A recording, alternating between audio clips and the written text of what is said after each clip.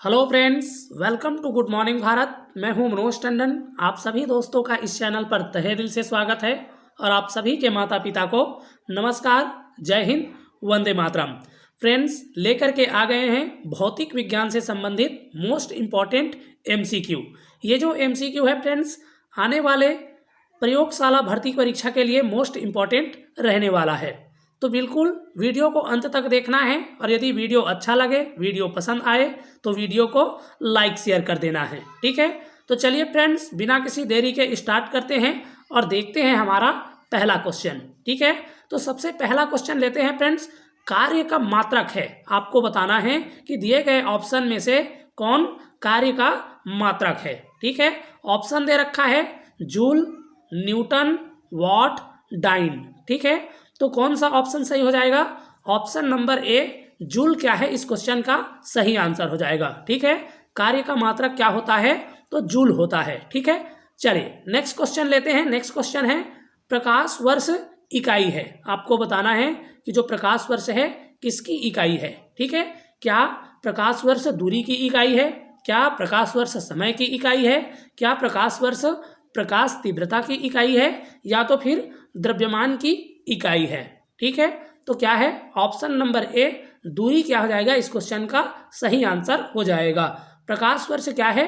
दूरी की इकाई है। ठीक है, ये काफी बार क्वेश्चन पूछा जा चुका है फ्रेंड्स, मोस्ट इंपॉर्टेंट क्वेश्चन है, तो आपको क्या करना है, इन क्वेश्चनों को याद रखना है। ठीक है, चलिए नेक्स्ट क्वेश्चन है एम्पियर मात्रक है। ठीक है, दिए गए ऑप्शन में से आपको बताना है कि कौन क्या है एम्पियर का मात्रक, एम्पियर किसका मात्रक है। ठीक है, तो क्या है?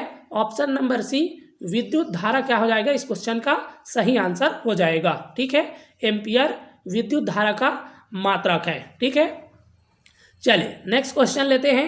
निम्नलिखित में से समय का मात्रक नहीं है। ठीक है, समय का मात्रक कौन नहीं है, आपको बताना है। चंद्रमाह दे रखा है, चंद्रमाह क्या है, समय का मात्रक होता है। अधिवर्ष दे रखा है, ये भी आपका क्या है, समय का मात्रक है।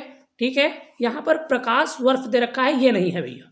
प्रकाश वर्ष क्या है, दूरी का मात्रक होता है, तो प्रकाश वर्ष इस क्वेश्चन का क्या हो जाएगा, सही आंसर हो जाएगा। समय का मात्रक प्रकाश वर्ष नहीं है। ठीक है, चलिए नेक्स्ट क्वेश्चन है पारसेक इकाई है। आपको बताना है पारसेक किसकी इकाई है।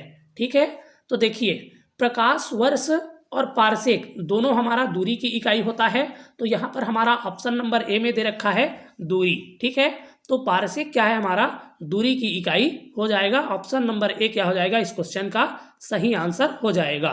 चलिए नेक्स्ट क्वेश्चन लेते हैं। नेक्स्ट क्वेश्चन है सुमेलित करने वाला क्वेश्चन आ चुका है। निम्नलिखित में से कौन एक सुमेलित नहीं है। ठीक है, कौन सुमेलित नहीं है आपको बताना है। डेसिबल दे रखा है, डेसिबल ध्वनि की प्रबलता की इकाई है। जी हाँ, बिल्कुल सही है। अश्वशक्ति दे रखा है, शक्ति की इकाई है, ये भी सही है। समुद्रीय मील दूरी की इकाई है। जी हाँ, बिल्कुल। दूरी की इकाई क्या है आपका, पारसेक होता है, और क्या होता है, प्रकाश वर्ष होता है, और समुद्रीय मील भी होता है। ठीक है, यहाँ पर ऑप्शन नंबर डी क्या है, सेल्सियस ऊष्मा की इकाई दे रखा है, ये गलत है भैया। सेल्सियस क्या है आपका, ऊष्मा की इकाई नहीं है। ठीक है, ऑप्शन नंबर डी क्या हो जाएगा, इस क्वेश्चन का सही आंसर हो जाएगा। नेक्स्ट क्वेश्चन है ल्यूमेन किसका मात्रक है। ठीक है, ल्यूमेन किसका मात्रक है आपको बताना है। ठीक है, तो ल्यूमेन किसका मात्रक है, ज्योति तीव्रता का दे रखा है, ज्योति फ्लक्स का है, या ए बी दोनों का है, या इनमें से कोई नहीं। ठीक है, तो ल्यूमेन आपका मात्रक होता है ज्योति फ्लक्स का। ठीक है, ऑप्शन नंबर बी क्या हो जाएगा, इस क्वेश्चन का सही आंसर हो जाएगा। ठीक है, ल्यूमेन किसका मात्रक है, तो ल्यूमेन ज्योति फ्लक्स का मात्रक है। ठीक है, देखिए यहाँ पर ज्योति तीव्रता दे रखा है। ठीक है, तो ज्योति तीव्रता का मात्रक क्या होता है, तो कैंडला होता है। ठीक है, तो यहाँ पर क्या है, ज्योति फ्लक्स, इस क्वेश्चन का सही आंसर हो जाएगा। नेक्स्ट क्वेश्चन है पास्कल इकाई है। ठीक है, पास्कल किसकी इकाई है, आर्द्रता दे रखा है, दाब दे रखा है, वर्षा की दे रखा है, या तापमान। ठीक है, तो पारसेक है क्या है, पास्कल है, वो हमारा किसका होता है, दाब की इकाई होता है। ठीक है, पास्कल किसकी इकाई है, तो दाब की इकाई है। ऑप्शन नंबर बी क्या हो जाएगा, इस क्वेश्चन का सही आंसर हो जाएगा।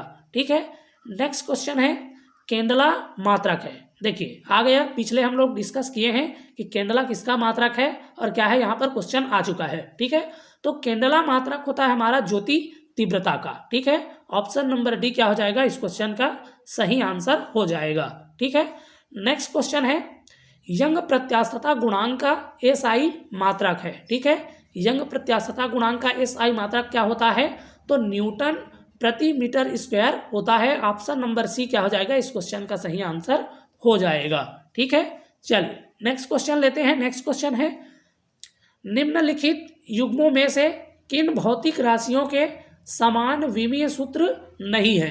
ठीक है, यहाँ पर क्या है, भौतिक राशि दे रखा है, युग्मों में दे रखा है, दो भौतिक राशि दे रखा है, और ठीक है कौन से युग्म है जिसमें क्या है, विमीय सूत्र समान नहीं होता।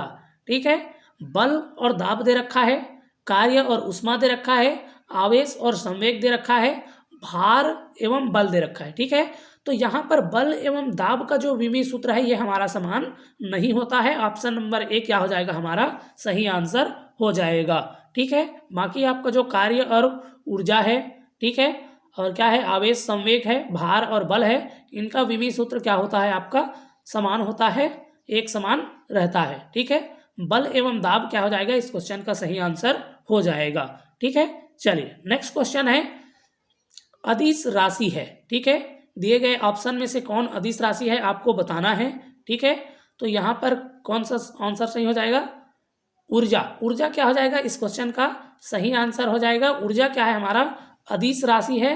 बाकी जो आपका बलागुण दे रखा है, संवेग दे रखा है, ये क्या है, हमारा सदिश राशि है। ठीक है, चलिए नेक्स्ट क्वेश्चन है, निम्नलिखित में से सदिश राशि है, आपको बताना है इनमें से आपका कौन सदिश राशि है। ठीक है, तो यहाँ पर क्या है, वेग हमारा क्या है, सदिश राशि हो जाएगा। बाकी जो द्रव्यमान है, समय है, लंबाई है, ये तीनों क्या है, हमारा अदिश राशि है। ठीक है, वेग क्या हो जाता है, हमारा सदिश राशि है। ठीक है, बाकी जो ऑप्शन है वो क्या है, आपका अदिश राशि का है। ठीक है, चलिए नेक्स्ट क्वेश्चन है, पदार्थ के संवेग और वेग के अनुपात को कौन सी भौतिक राशि प्राप्त की जाती है।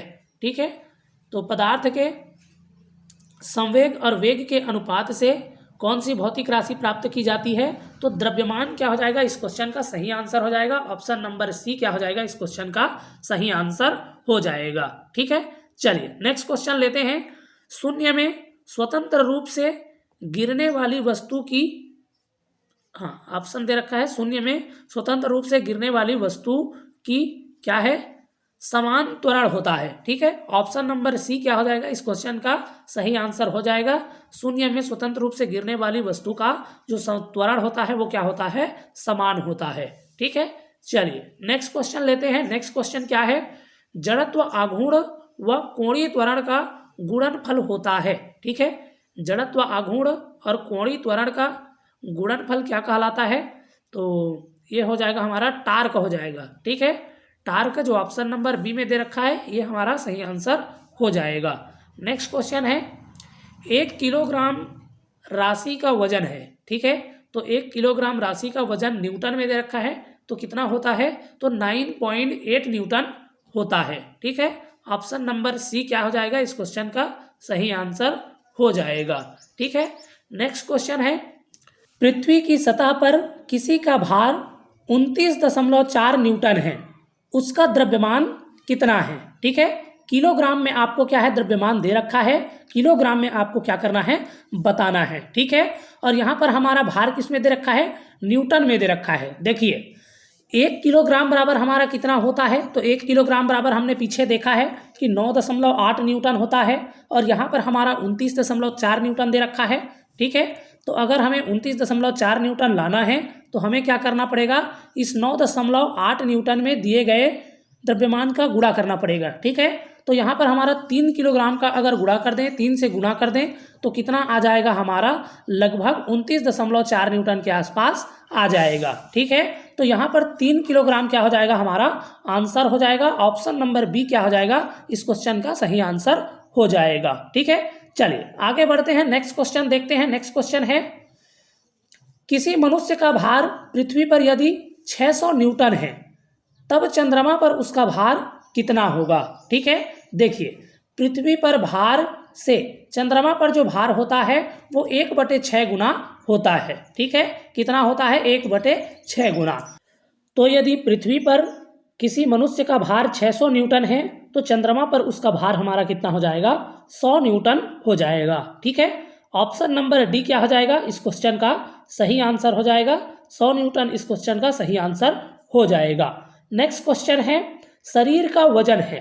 ठीक है, शरीर का वजन है, आपको दे रखा है पृथ्वी की सतह पर सभी जगह एक समान होता है, ध्रुवों पर अधिकतम होता है, विषुवत रेखा पर अधिकतम होता है, या फिर मैदानों की तुलना में पहाड़ियों पर अधिक होता है। ठीक है, तो कौन सा आंसर सही हो जाएगा? बी। ठीक है, ध्रुवों पर अधिकतम होता है, ये क्या हो जाएगा? हमारा आंसर हो जाएगा। ठीक है, चलिए आगे बढ़ते हैं, नेक्स्ट क्वेश्चन देखते हैं। नेक्स्ट क्वेश्चन क्या है? बल का गुणनफल है। ठीक है, बल का गुणनफल क्या होता है? तो बल का गुणनफल होता है द्रव्यमान गुणा त्वरण। ठीक है, द्रव्यमान गुणा क्या हो जाता है? त्वरण होता है। ठीक है, ऑप्शन नंबर बी इस क्वेश्चन का क्या हो जाएगा?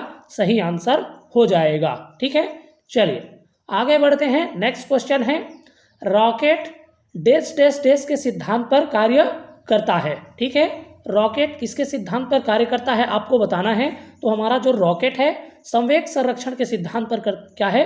कार्य करता है। ठीक है, संवेग संरक्षण क्या हो जाएगा? इस क्वेश्चन का सही आंसर हो जाएगा ऑप्शन नंबर जो डी है, इस क्वेश्चन का सही आंसर हो जाएगा। ठीक है, चलिए आगे बढ़ते हैं। नेक्स्ट क्वेश्चन है, किसी भी स्थिर या गतिशील वस्तु की स्थिति और दिशा में तब तक कोई परिवर्तन नहीं होता जब तक उस पर कोई बाह्य बल ना सक्रिय हो। ठीक है, बाह्य बल सक्रिय ना हो। ठीक है, तो क्या हो जाएगा? आपसे पूछा जा रहा है ये कौन सा नियम है। ठीक है, तो देखिए क्या है, कोई वस्तु स्थिर है तो स्थिर रहेगा और गतिशील है तो गतिशील रहेगा। कब तक? जब तक कि उस पर कोई बाह्य बल ना लगाया जाए। ठीक है, तो ये क्या हो जाएगा? हमारा न्यूटन का पहला नियम कहता है ऐसा, तो न्यूटन का गति विषयक प्रथम नियम हो जाएगा। ऑप्शन नंबर ए क्या हो जाएगा? इस क्वेश्चन का सही आंसर हो जाएगा। ठीक है, चलिए नेक्स्ट क्वेश्चन देखते हैं। नेक्स्ट क्वेश्चन है, चलती हुई बस जब अचानक ब्रेक लगती है तो उसमें बैठे हुए यात्री आगे की दिशा में गिरते हैं। ठीक है, इसको किसके द्वारा समझाया जा सकता है? ठीक है, देखिए जब क्या है, बस चल रहा है और अचानक से उस पर ब्रेक लगा दिया जाए तो उस पर जो बैठे यात्री होते हैं आगे की ओर गिर जाते हैं। ठीक है, इसको कौन से नियम से समझा सकते हैं?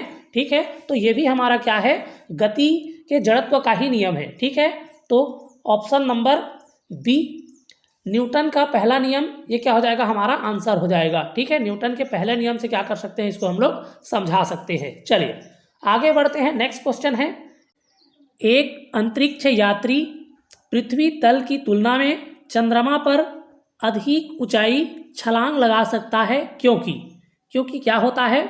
क्योंकि जो चंद्रमा तल पर गुरुत्वाकर्षण जो बल होता है पृथ्वी तल की तुलना में क्या रहता है? अत्यंत अल्प होता है। ठीक है, तो ऑप्शन नंबर डी क्या हो जाएगा? इस क्वेश्चन का सही आंसर हो जाएगा। ठीक है, तो ये था फ्रेंड्स भौतिक विज्ञान से संबंधित मोस्ट इम्पॉर्टेंट MCQ। उम्मीद है वीडियो आपको पसंद आया होगा, हेल्पफुल लगा होगा, नॉलेजेबल लगा होगा। यदि वीडियो आपको पसंद आया है, हेल्पफुल लगा है, नॉलेजेबल लगा है तो वीडियो को लाइक शेयर कर देना है और आगे इसी प्रकार की जानकारी के लिए हमारे चैनल को सब्सक्राइब कर लेना है। चलिए फिर मिलेंगे फ्रेंड्स ऐसी ही वीडियो के साथ। तब तक के लिए स्वस्थ रहिए, मस्त रहिए और शानदार तरीके से, जबरदस्त तरीके से पढ़ाई करते रहिए। ठीक है।